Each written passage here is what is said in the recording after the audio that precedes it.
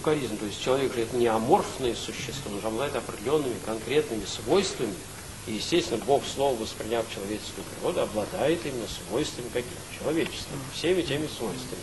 Но сами по себе свойства, они не грешны и не добры, они, ну, вернее, они все добры, они хороши. Но это просто свойства. Вот. И Господь, конечно, воспринял все их. А вот какова природа была при этом воспринята, вот это уже вопрос другой.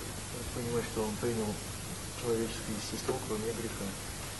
Кроме греха в том смысле, что он не согрешил. Приняв всю нашу поврежденность, он, тем не менее, не сотворил греха. Не вселично. Вселичным тогда понятно. Родовом понятно. Он не совершил ни личного греха, не воспринял родового греха.